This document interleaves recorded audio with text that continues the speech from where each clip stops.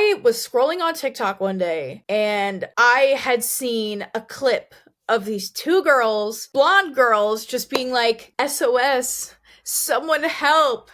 Nah, fuck it. I'll do it myself. And then, If you combine TikTok and Instagram, it's like about 1 million followers. That's quite significant. How do yeah, you handle that in your head? I don't know.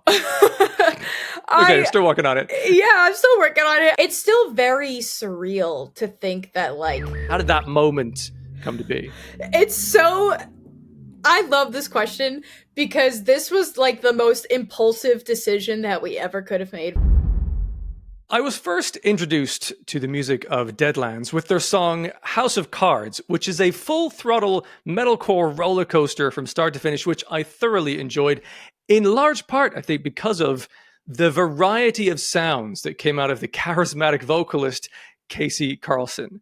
Now, earlier this year, they released a song in collaboration with The Pretty Wild, which is genuinely one of the best songs I've heard in the rock universe this year. This band is firmly on my ones to watch list, and I'm fascinated to know a bit more about the behind the scenes and the songwriting and the direction of travel of this band. And I'm very lucky today to have some time with singer Kasey KARLSEN of Deadlands. Welcome. Thank you very much for your time.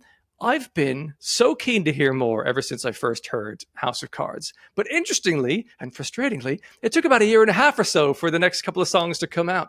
What's been going on behind the scenes with the band, and what's your kind of release plans, if you can even reveal them? Or is this a case of you're a very busy person, you got a lot of projects on? Why has it taken this amount of time for the follow-ups to happen? Oh man, unfortunately there was just so much going on. You know, during that time we were like in the midst of signing to a label while also writing our EP, which is set to come out sometime in the spring. We don't have dates just yet, but we are it's completed, so we're ready to go. We're just waiting to get those dates out. But we were in the midst of signing. There was a lot of life changes for all of us. Like I'm 22 years old. So like trying to go from immediately just like living in my house to touring, because I also tour with Nita Strauss as well. It was just wild. Like I think we were all just taking a moment to kind of catch up and really like get our feet on the ground because it was just a lot happening, you know. Sure.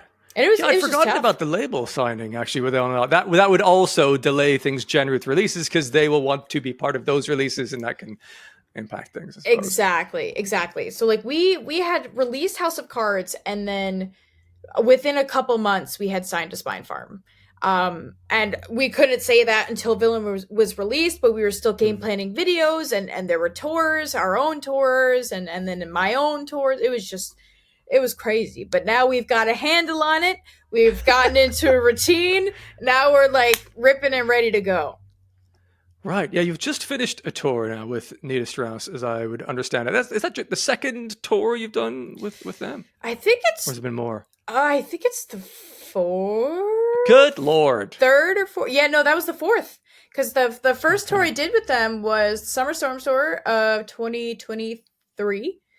Then we had the Mammoth Tour of 2023. And then we had the Mammoth Tour of 2024 in like February. Wow. And then we just did the Apocalyptica Tour. I mean, that is no joke. Certainly, age 22, normally if you're starting in bands and in music in the professional sense, you'll do lots of bar gigs and kind of work. You've been thrust into like full like theater shows, very professional outfit from the off, which I imagine was that in some way daunting, but then at the same time, that's great reps for the future of whatever you're wanting to do musically, right? Exactly. Yeah. I mean, listen, whenever they asked me to tour with them the first time, like when I got that DM from Nita, I was like, oh my God, is she DMing the right person? Like, because I literally, dude, I started metal and just singing and stuff as like a hobby. I mean, I'm sure most of us do, but like, I always put it to the back of my mind as like, oh yeah, nothing's ever gonna come out of it. Like that's impossible. No, it's not gonna happen. And then all of a sudden, all these things started happening, and I was like, hold on a minute, there's like something here. So when she first asked me, I remember I was like, holy crap, like holy shit, I can't believe that the Nita Strauss is asking me. And we went to pre-production. I was so nervous. I was so nervous meeting everybody, but everybody was so nice. And then I remember my first gig with them. It was Nashville, of course, like one of the biggest like Oh, just the industries. home of music. No, Yeah, yeah, yeah. exactly. So I was like, holy shit! Like our first day is fucking Nashville at like the exit in. I don't remember if it was sold out, but it looked really fucking packed in there. And I was shaking like a leaf before I went on. I was like, oh my god, like this could either go really good or really bad. And I remember I was just so fucking nervous. The adrenaline had taken over. I like blacked out. I was like, I don't even know what happened. I didn't forget any words. I remember there was a moment in the set where the tracks had stopped working, like our backing tracks with Oh, like wow. she has like these chords that go in between songs usually, and those like just stopped.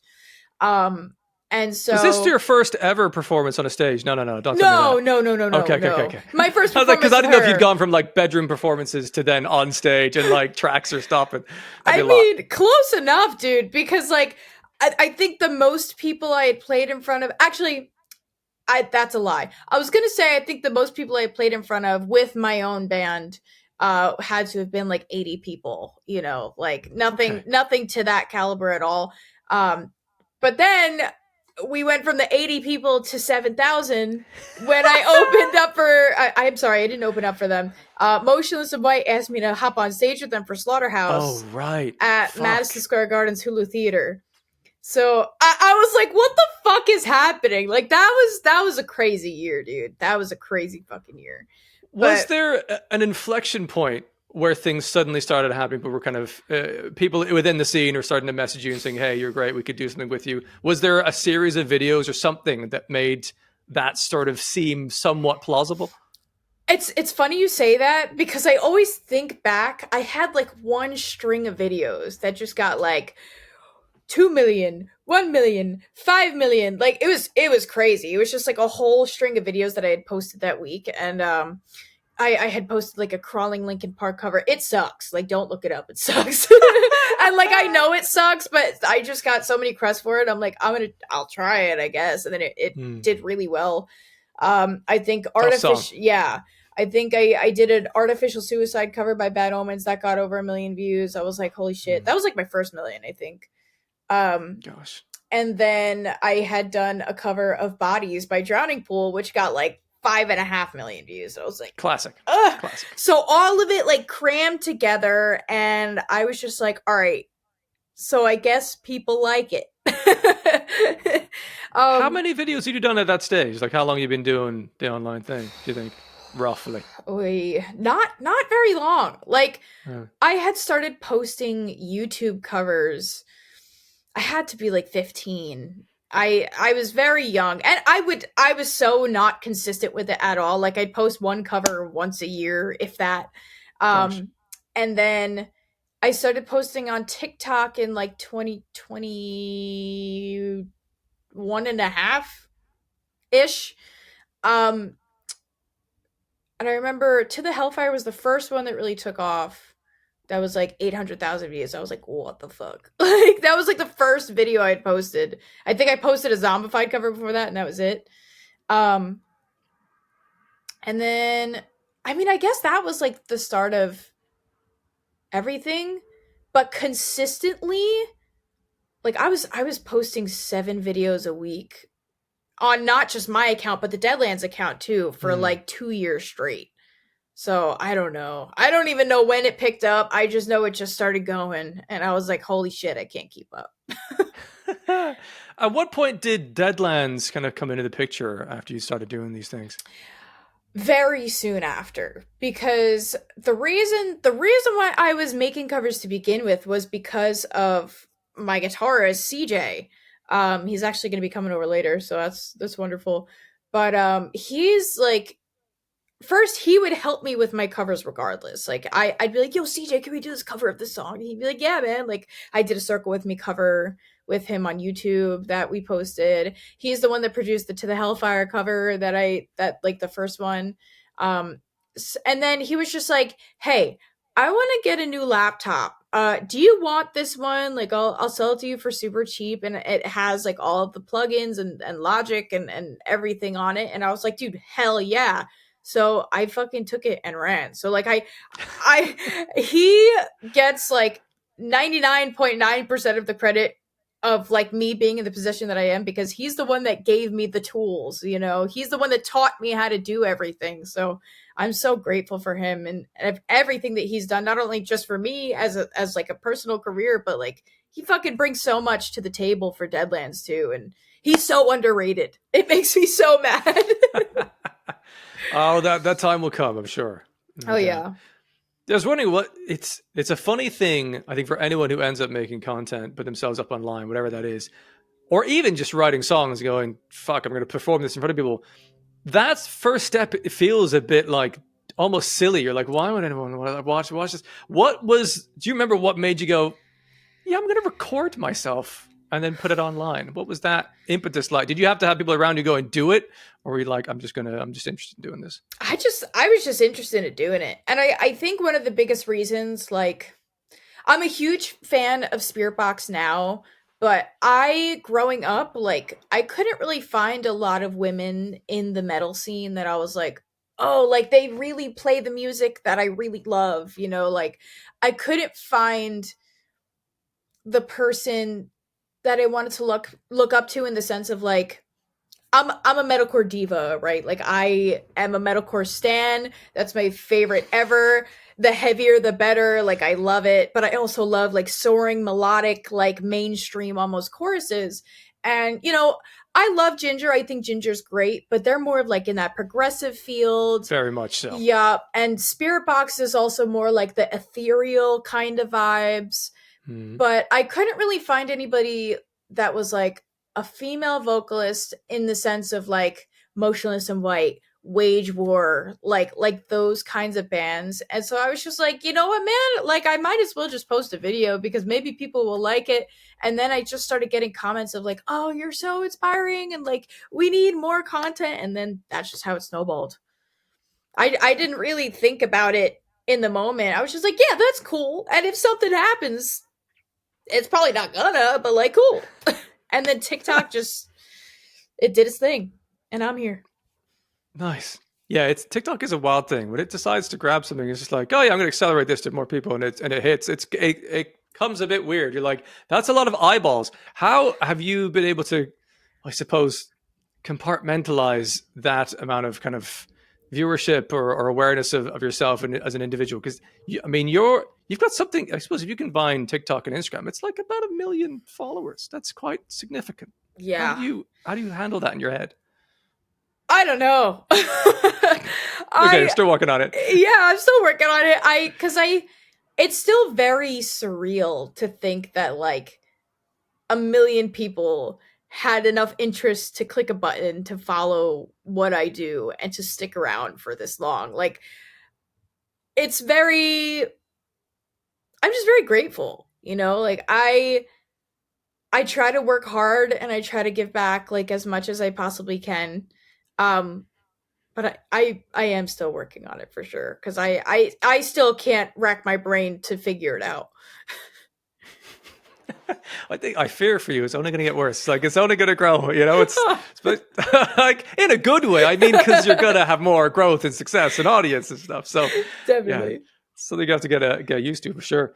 I'm so fascinated by the most recent song that Deadlands put out with The Pretty Wild. That was absolute heat. So fucking good. How did that come to be? Who approached who, or how did that whole song come together? First, thank you. Like, I that song to me is probably one of the most powerful on the record. And just I love it so much. But how it came about, I was scrolling on TikTok one day and I had seen a clip of these two girls, blonde girls, just being like, SOS, someone help. Nah, fuck it. I'll do it myself. And then Jill comes in with her fucking manifest scream, and I was like, no way. Absolutely no way. There's not one, but there's two. So I looked at them and I was like, holy shit. I reached out to them. I was like, yo, like, you guys are so cool. Like, we got to do something together one day. And they were like, when? And I was like, wait a minute. And at first I was like, oh, like, maybe we'll do a cover or anything, just because I didn't know, like, how much music they had. Like, I really didn't put so much research into them at that. I just hit them up because I was like, oh, y'all are super fucking cool. Um, and they were like, yeah, like let's write a song, like let's get together. And I was like, oh shit, really? Like, okay, okay. And then I started working back into their catalog, and Black Ops was the first song that I heard from them.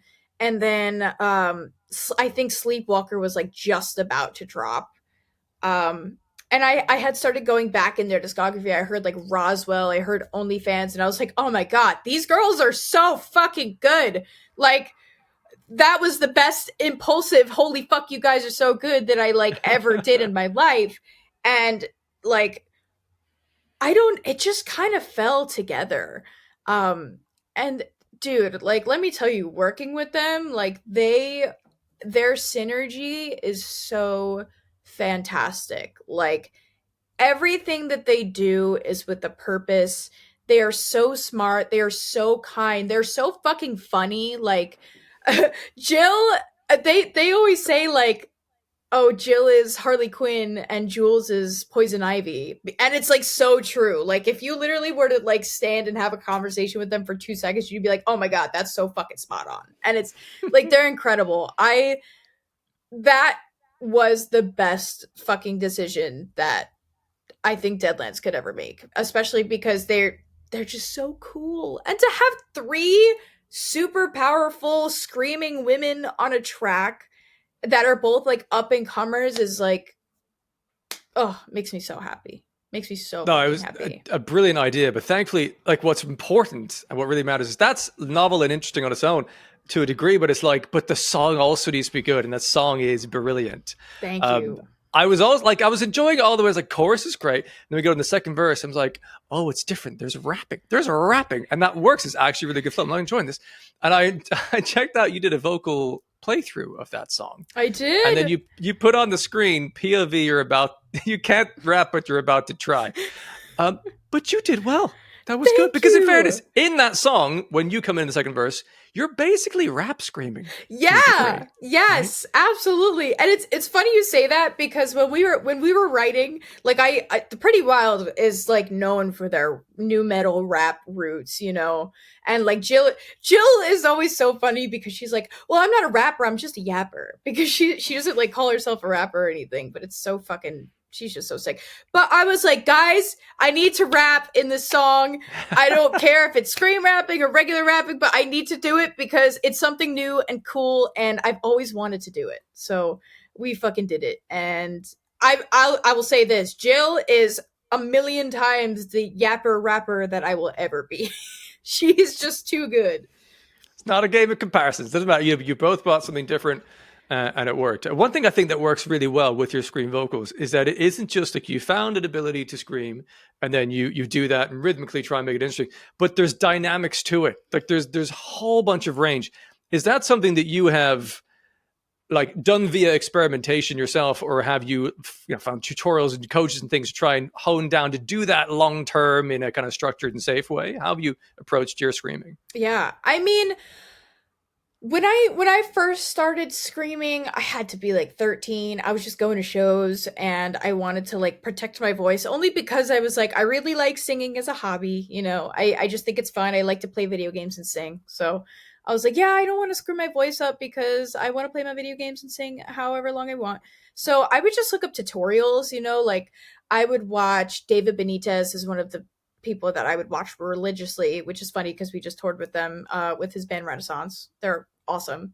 Um, so I watched David Benitez. Jared Dines had like a how to scream tutorial at one point. I was just like addicted to learning more information about it. And I literally just found something that felt natural. And I just kept building off of that. Like, there's for anybody who doesn't know, there's usually two types of screaming that are like the main ways to scream. You have false chord and you have fry. The fry scream is more like the Chester Bennington. You could hold it out for long periods of time. It's not very loud. And then you have the false chord, which is what I do. And it's pretty much just like letting all your air out in every single like foul swoop. Um, and just making it as powerful as possible.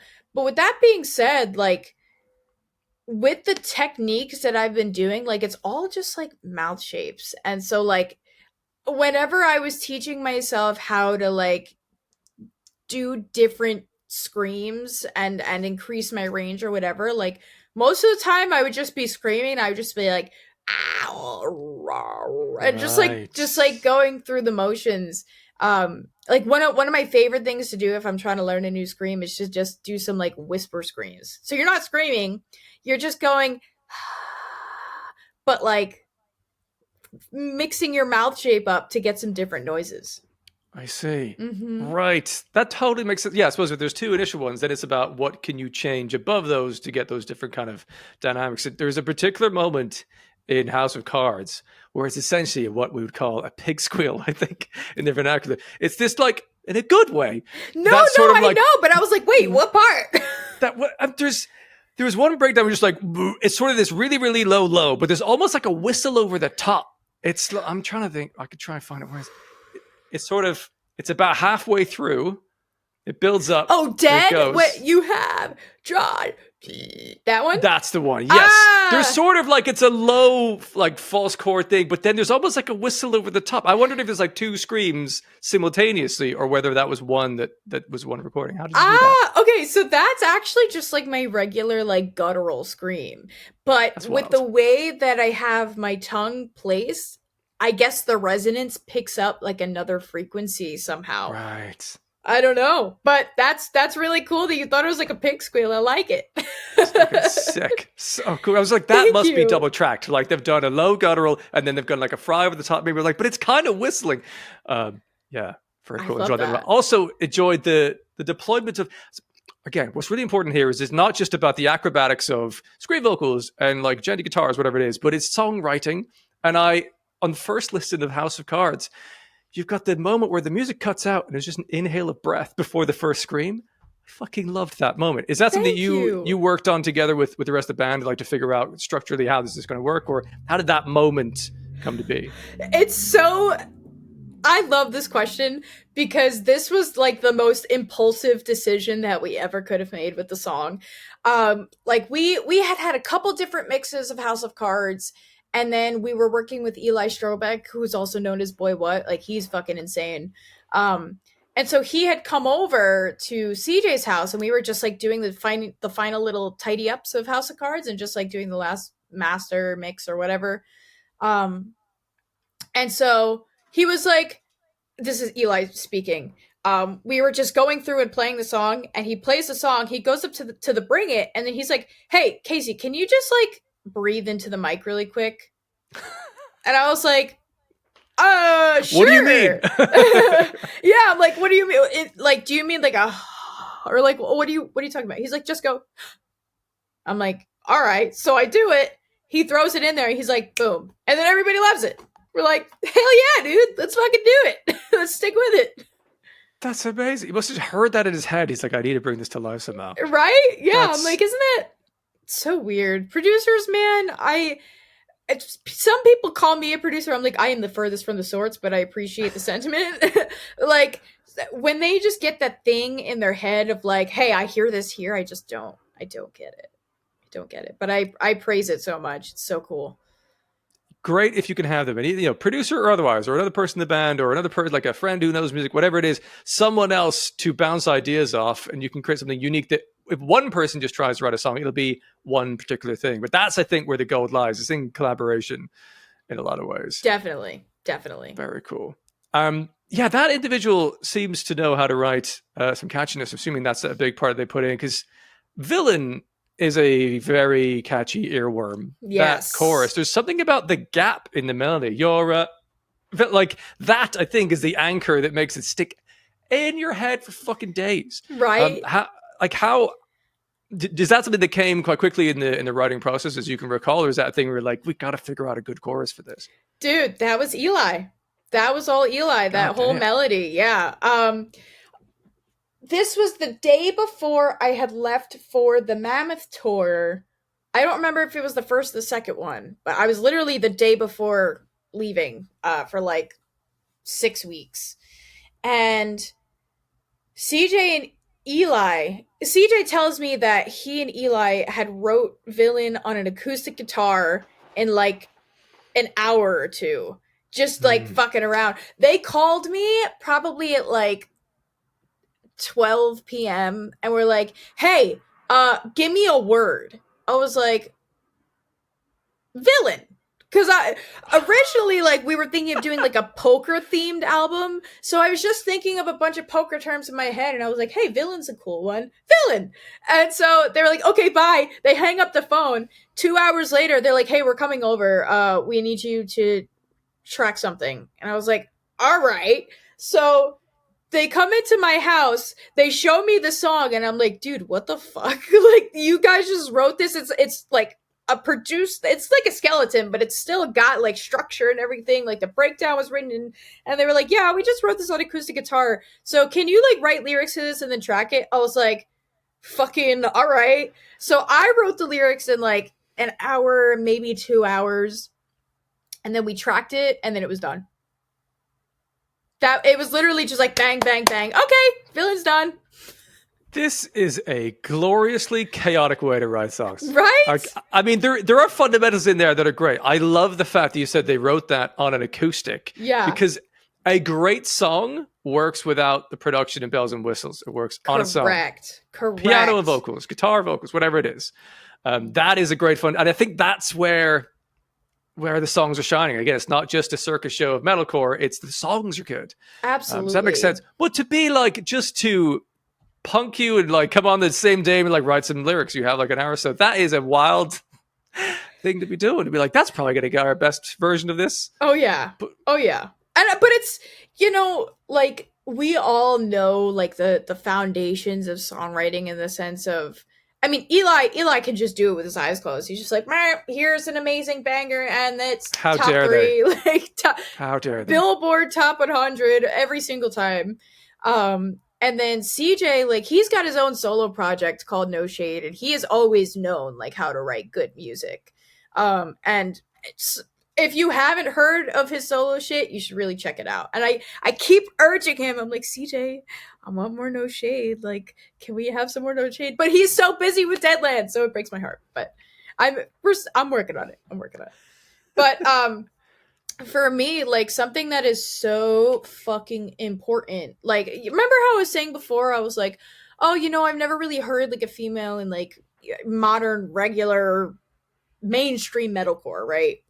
I was saying that before. Mm-hmm. Um, like my vision for whatever band I was in, like I really wanted commercial, almost poppy choruses, because like what I grew up on, I loved pop. Like I loved Britney Spears, Christina Aguilera, Ariana Grande, like you name it, and I listened to it. And you know, to think that if we can really try to spread metal to the normies, if you will, and really branch out our audiences, like we could, it could help everybody. Like, and it could, first of all, it could shut down the metal elitists because no one cares. I hate them. That is a fact. No one Yes. cares. Yes. And also just like put more money in all of your band's pockets, because as soon Mm-hmm. as like, for example, Bad Omens came about and they Death of Peace of Mind dropped, like how much more successful were they, and like how much more support did they have behind them because they tapped into such a different audience. And like I would love to do that with Deadlands. I would love for people to be like, "Oh my god, like I always hated this kind of music until I found you," which we get a lot, which is insane, by the way. But like, "Oh, like I never really listened to this type of music, but you guys are fucking amazing, and I'm gonna check out more." Like, not even just our band, but every other metal band that maybe comes up under our suggested. Like, that's awesome. Why? I don't know why people even think that would be like a bad thing. You know? Who are these people that think this is a bad thing? I think maybe I'm lucky that in my circles they don't really exist, because I would say 99% of people that come to the heavier music world do via some sort of gateway band. Yes. And it might be something like a Linkin Park, or in my case, I think it was The Offspring that did it. They had the Pretty Fly for a White Guy song. I'm like, oh, that's fun. It's a pop rocky banger.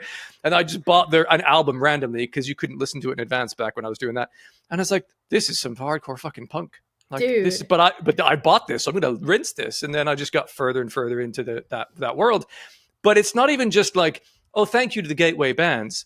They're also still my favorite bands. Yes. As well as liking all the heavier shit. So it's not even that you're just a portal for some people to find some heavier stuff. You're also you stand on your own feet as well. Exactly. Like everybody wins. Exactly. That is my gateway band right there. Okay. Avenged Sevenfold. And via video games, funny enough, Black Ops 2 was like my shit, and was it Mob of the Dead? I think they were in Mob of the Dead. I don't know, but it was a time. It was great. I would listen to them on fucking repeat. But yeah, like there's a ton of weirdos that are just like, no, metal needs to stay metal and stay alternative and whatever. I'm like, yeah, man, that's cool, but like, imagine how much better we could all be as a community if we were more welcoming to people and showing people our awesome work and the artists that work so hard to get their music out there. Like, imagine if you could tap into a whole nother audience for them and fucking, because I always wanted to do that with my bands. I would always try and show my normie friends like Wage War, Bad Omens when they were popping off. I was showing my normie friends all the time. Like, I still stand by that 100%.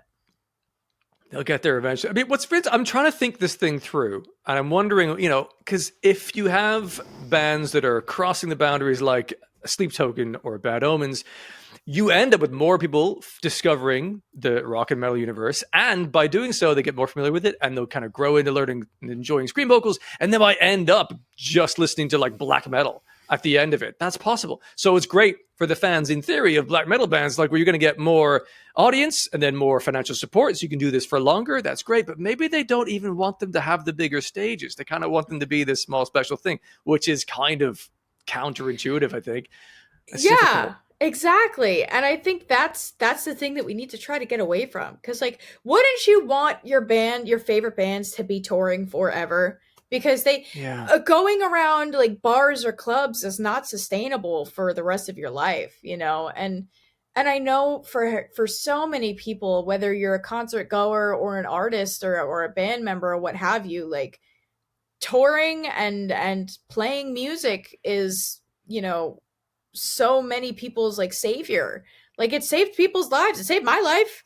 I like, when I was younger, I was going through such a dark time, and if it weren't for metal and concerts specifically, like, God knows who would I be here? I don't know. Wow. But it's fucking wild. Like, and to think that we're trying to keep our bands on these smaller stages and not supporting them when we can is like, dude, this could be like their I can't even find the words for it. This could be something that saves them.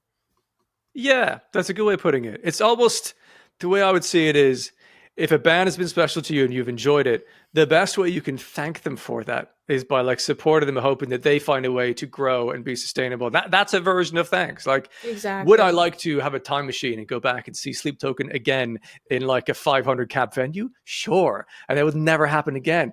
That'd be great. But at the same time, I see them play the O2 Arena in London, which is massive, like 60,000 person thing. I'm like, this is great. I'm delighted for them. How wonderful they now have this kind of audience. Sure, it's no longer my little thing, but that's great. Like, they won. Yeah, and like exactly. I in some way I helped them do that through buying tickets and listening to music, whatever it is. Like, exactly, that's a great thing. Exactly, dude. Even just spinning their music, like doing something that literally costs the amount of whatever your subscription platform is, or literally for free.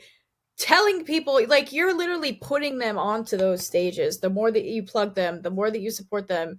And like, I think that's so important that we need to like actually open up and have a conversation being like, yes, we really do need to support our bands. And I feel like it's not talked about enough. It's definitely talked about. It's gotten better, but I feel like people still forget like how much impact they can have simply by spinning a song even one time, Yeah. I mean, with one time on Spotify, it's not gonna have that much of an effect, but like, but I get the sentiment. Yeah, Anything maybe. helps. Yeah, if every if 10,000 people do that one time, then that starts to add up, and yeah, Exactly. tidal waves and the rest. Exactly. Man.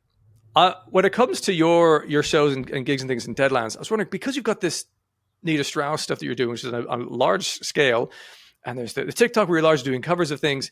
Does Deadlands have a sort of special place in your life because it's your creative input, and that, how do you view that versus the rest? And is that, if you could dream it, is that the thing you're hoping to push forward as a priority? Absolutely. Dude, Deadlands is my baby. It's my child. You know, like I I used to like cry. I by myself, like whether it was in my car or in my bedroom, I used to like listen to music and cry because I wanted to be in a band so fucking bad, and I just couldn't find anybody that was like into metal the same way that I was. Um and so holy shit, I just lost my train of thought. Deadlands being your creative baby. Right, yes. So I had written so many songs that were just like sitting in my notes app that I just wanted to show people, and I wanted to make them, and I knew that they would be good songs, and Deadlands was my chance to really do that. Is my chance to do that. And there's still like songs in my notes that we're bringing to life at the Wow. very fucking moment. Like CJ and I are in the middle of writing one of like the, I guess I shouldn't say too much, but we're in the middle of writing a song, and it's been sitting in my notes for at least like 3 or 4 years, and now that it's hitting the surface, we're like, holy shit, this is actually such a good fucking song. And like, That's cool. it's just really cool to see, and I know that my younger self would be like, oh my god, like this is so cool. So it's healing for me, for That's sure. great. I find that it's very difficult for us as human beings to reflect on like the wins and the positive. We tend to focus on the things like, it could have been better, or like, yeah, it's going well, but what if it all falls apart? Like, are you able to kind of appreciate the moments when you're on stage, for example, with Nita Strauss? Can you take it in, or are you kind of going, right, in this song I need to nail this part, next song's coming up, okay, what's the tour, what's the gig tomorrow, how much sleep do I need to get? Is that kind of playing in your mind at all? Yeah, I mean, I definitely I fall victim to overactive imagination while I'm singing 100%. And I think it's a lot harder to take it in on the Nita tours, just because first of all, they're a lot bigger shows. But most importantly, like they're not my songs, I feel with Deadlands, they're my songs. I could sing them however the fuck I want. I could fuck them up Mm. however the fuck I want, and whatever. Like people are there for Deadlands regardless. But with Nita, like it's not just my name that's whatever. Like behind me, behind me on the banner is Nita Strauss. Literally, it says Nita Strauss on like the backdrop back there. Um, and on top of that, I'm trying to match the energy of Lizzie Hale, Alice Cooper, David Draymond, Elisa Whiteglues, fucking Anders Frieden, like all these huge, huge All quite names. different. Is it like, Yeah, uh, so it's like I really try to focus more heavily on my vocal performance than taking it all in on the Nita stuff, because like I'm not performing for me. I'm performing for somebody else. Like being that of a hired gun, if you will, like it's my job to deliver what my boss wants. Um and there are absolutely still moments where I can look out to the crowd and be like, "Damn, that's awesome." But it just makes it so much more rewarding when it's your own songs. Um, I remember the first time that we had a crowd sing our lyrics back to us, and I was just fucking floored. This was, oh, had to be like 2022. I was still blonde, so I know it was a while ago. And this was at 317 Main Street in Farmingdale, New York, which is I call him my metal dad because like I always go there and I talk to him about all the metal stuff. He talks to me about the metal stuff. Like he invited Deadlands to one of his restaurants a couple of years ago, and like he took care of us. Like he's fucking great. His name is Chef Eric. Um, so Chef Eric was like, "Hey, why don't you guys play here at my restaurant 317? It's really nice. It's a nice spot. Amazing fucking food, great drinks. So if any New Yorkers are there, you should go." But When you say great drinks, I mean free pour. That sounds like. I mean, who's counting? But so we were there. We were playing on stage, and like the place wasn't super packed, but there were definitely like a decent amount of people there, and there was a huge difference between us and the bands that played before us. So as much as they were more like hardcore moshy, um, just heavy caveman type shit, like we had this band called Null that's local to us, this band called Farsight, and this band called Resistor. Um, and they're all like super hardcore moshing, whatever.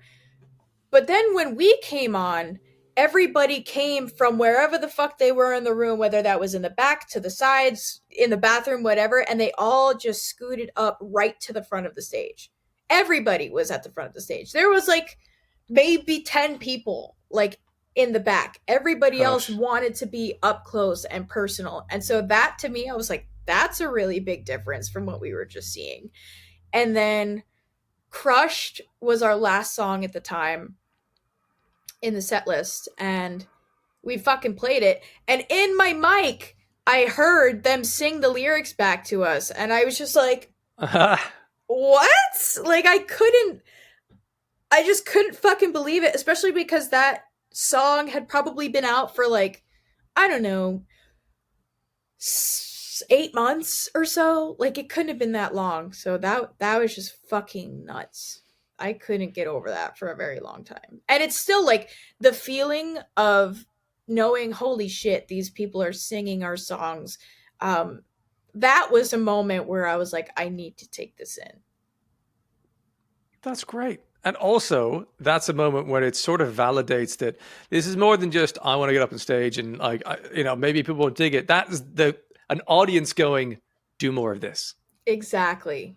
Exactly. And even today I still get so baffled when people are singing our songs, like whether we have X amount of monthly listeners or whatever. Like I don't but I don't really pay attention to that as much as people think I would. Um but it's those moments where like, for example, we have a song called Dead Weight, and Dead Weight was one of the songs on the album. It was like a B-side song, still a really catchy song, still pretty heavy, but like to me, I was like, it's just a fun song. No one's really gonna give a shit about it or whatever. And then we fucking played Dead Weight in cities that we had never been to, and people were singing the fucking words. And I was like, holy shit, like that's so wild. I To this day, blows my mind every time. Well, that's great. I mean, what in your head? I think I have a question. I'm going to make a statement first. I think it's very healthy not to care if you can. It's way easier said than done about monthly listens and how well did the last single do, all that stuff, because that stuff's going to fluctuate massively over time, probably for the vast majority of people. Like even Linkin Park, that would happen. Yeah. So it's about something that fuels you in a more sustainable way that allows you to do the thing you enjoy for long term. Like, what is your vision of, if I could do this version of music in a project, whatever it is, long term, what is your ideal kind of balance in the future? Because right now you're doing quite a lot. I don't know how manageable that is, but maybe it is. Maybe you like the busyness of having all of the output that you have here. What's your ideal balance of everything if you could dream it up? Yeah. I mean, I do to an extent, but I also I like calm time, and I feel like that is so few and far between now. Like lately I've been trying to find the balance of like, all right, can I keep this to like a 9 to 5? Is that possible? It's not really, but I'm trying. So it'll like, for me it'll be like a 9 to 8 ish. I don't know. But ideally as much as I love doing like the influencer stuff, I would probably like put that to the side and really chill out on it.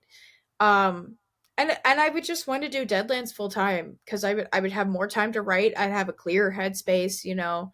I'd have more time to tour, and I'd be able to really enjoy it. And I wouldn't have to worry about all the things, all the other hats that I wear. You know what I mean? As much as I'm thankful that I feel so successful in a lot of different avenues of music and marketing and whatnot, it's does get to be a lot. Um, yeah, I think that about sums it up. How do you have time to consume music? I don't know what's your paths are, because if you're going to be keeping doing like vocal cover stuff, you kind of need to be plugged in. What are people listen to? What do you enjoy? Like, how do you, is that downtime traveling between venues on tour essentially, or what how do you stay tapped in, as it were?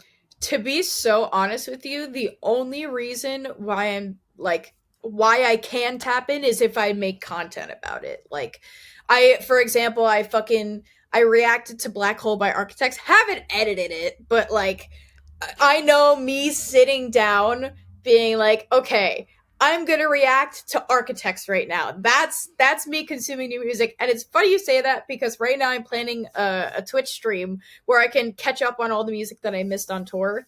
Hence, Oh, cool. like the new Vanna, new Spirit Box, new Architects. Like I want to go through the albums and all the singles that I missed that you know, I'm enjoying that with people who are fucking asking for it, you know, because I know people really await my reactions. At least some people. I know on Twitch they get so fucking excited when I do them, and if they get to request, because I try to have everybody request a little bit. Um, but like I am so my brain is so fried that I need to be doing two things at the same time. I need to be productive not Wow. once, but twice. So that's how Wow. I think I do it. That's so fascinating that you basically, it sounds like you have to give yourself the permission of, I'm doing a productive thing, to then go, and that is why it's valid for me to listen to the new Architect song. You Yes. can't just do that in your day to day. Yes. You're like, oh, well, if I sit down and then it's work, and therefore it's okay. Exactly, That because sounds if super I'm not, healthy. it's so healthy, right? And I have such bad ADHD too. Like I'm working on it, but it's so fucking tough, man. It is so tough, and I'm like, well, if I'm not working, then I'm lazy, and then if I'm lazy, then I'm gonna lose everything, and my life is over, and music is dead, done. Wow. So bad. So bad. Totally not healthy. Would not recommend, but unfortunately, I don't really have a choice in the matter. So, What's difficult probably is, part of your brain might think, well, this is working though. This is maybe what's got me here, so I can turn that off. But I'm going to predict the future here. Looking forward to talking to Kasey in about 5 years' time. You're like, I'm good. I'm chill.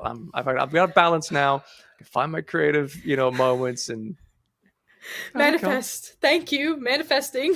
for sure. No, but I understand, because like, yeah, it must be interesting, I suppose. Like, Deadlands is growing for sure, and Absolutely. the last three singles have really kind of been tracking up. What are we working towards? You said like, did you say album earlier on? Did I hear you say that? Or you say record? Yeah, it's weird. So we have an EP for sure coming out during the spring of this year.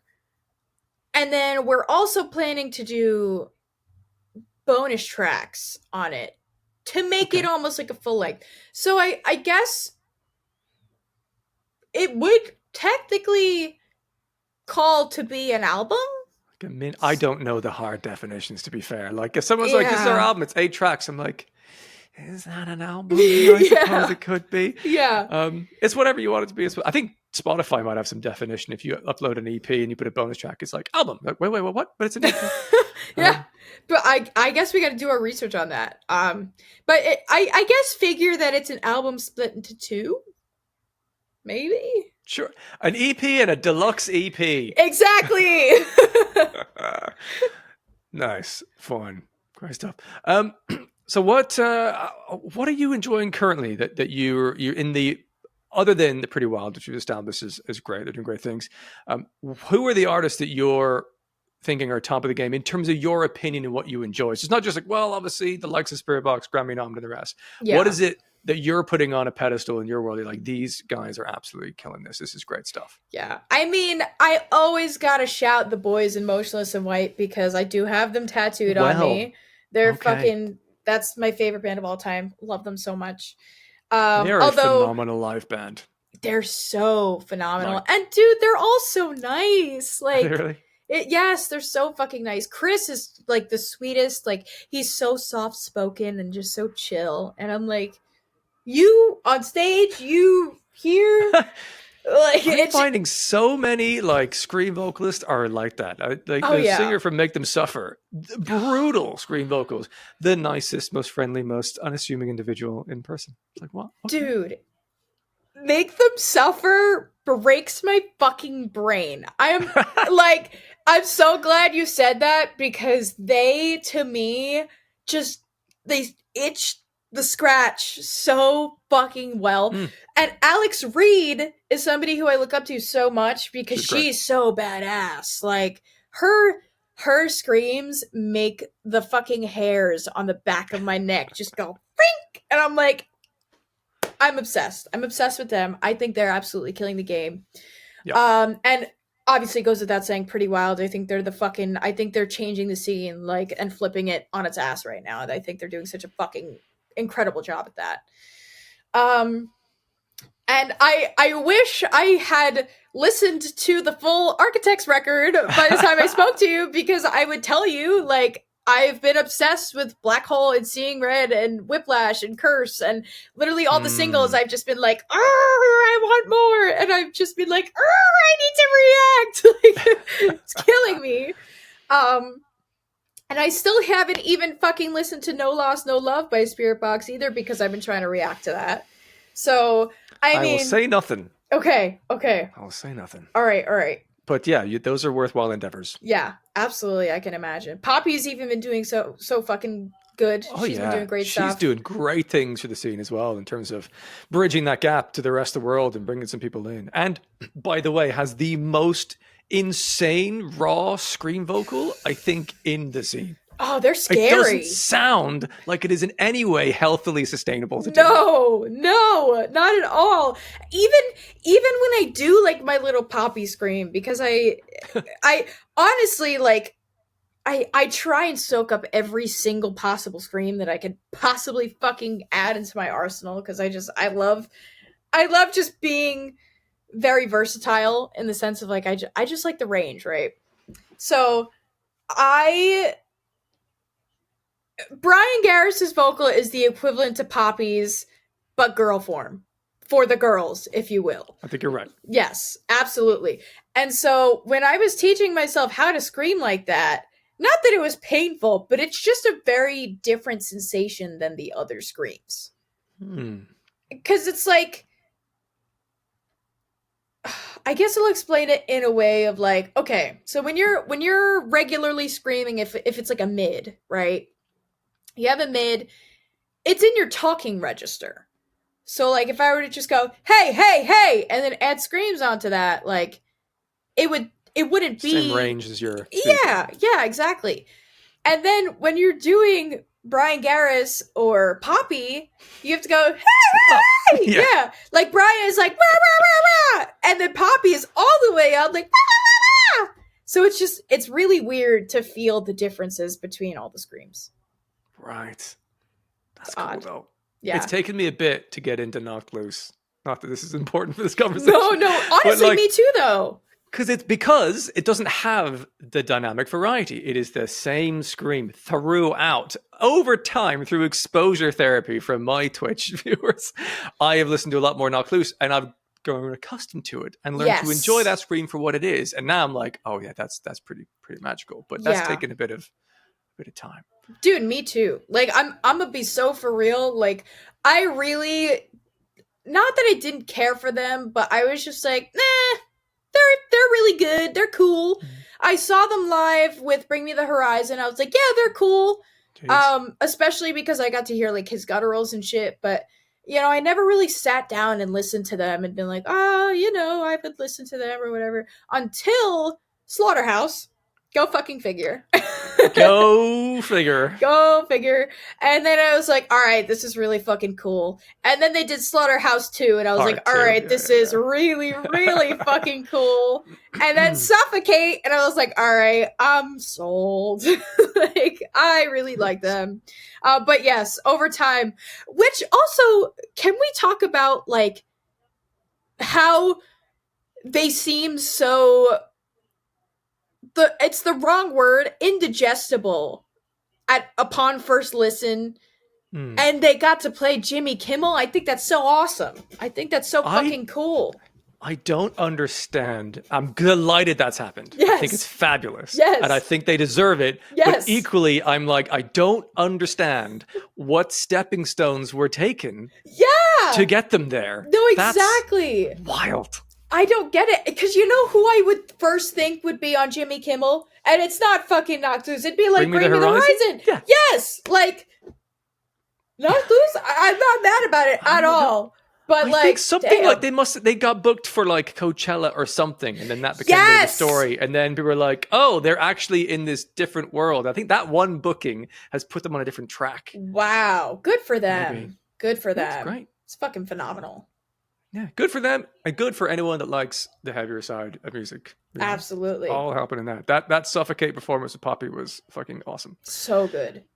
Very, very good. My eyes were watering watching it. I was whenever I watch something super heavy and something that is just very shocking to me, I just start like not even crying, but my eyes just like leaking. Yes, I'm like, holy shit! Like that happened when I watched when I listened to Soft Spine for the first time. That happened, and I was like, oh my god! Like my eyeballs are doing the thing. They're doing the thing. That is fascinating. It's weird, right? I'm like, I don't know why that happens. Yeah. That's your eyes having goosebumps? I don't know. That okay. That's a good way to put it. I'm sure that's healthy too. Well, I suppose coming to a close here on our time together, what are you looking forward to about what's coming up that you could in any way talk about? Obviously, there's going to be a record that will come out at some point. Is there anything exciting coming up other than that? Oh, yes. Well, we just announced some tour dates, which is fucking fantastic. We have a couple of headlining shows just in the northeast of the U.S. We have like Connecticut. We're going to be playing Launch Music Conference and Festival. These are all in April. And we're also going to be in Washington, D.C. for the first time, which is awesome. And then something that I'm so beyond excited for is that we're going on tour with Scene Queen and Girly in the summer. So that's an all baddie core tour, I love to call it. I'm like, that's fucking amazing. And it feels really full circle for me because the first time I had met Scene Queen, she had asked me to come up on stage with her at it's like this local, it's a smaller venue. It's called the Mercury Lounge. I think it's like a 300 to 500 cap room, sold out. She fucking asked me to come up on stage. She asked me to come up on stage for the Palladium at Times Square too, which is another that was when they were opening for Set It Off. But it's just really full circle because now we're gonna be opening for her, so I'm just super hype about it. That is cool. I got to catch their set at Download Festival last year, I believe it was. And I went there going like, well, I've heard a couple of songs. They're quite catchy. They're kind of interesting. They're kind of fun. But it was a sort of curiosity after me. Like, I don't know what this is going to be like. And then they come out in all pink, just jumping around the place. And it was an incredibly polished show. It was actually phenomenal. There was no weaknesses at any stage. Dude, no. She has come such a long way in her whole fucking journey. You got to get her on here, by the way. But she's just so cool. She's so sick. I love what she's doing, and I still have to delve into Girly's discography just as much as I've not heard of them actually. I need to look them up. You gotta look them up.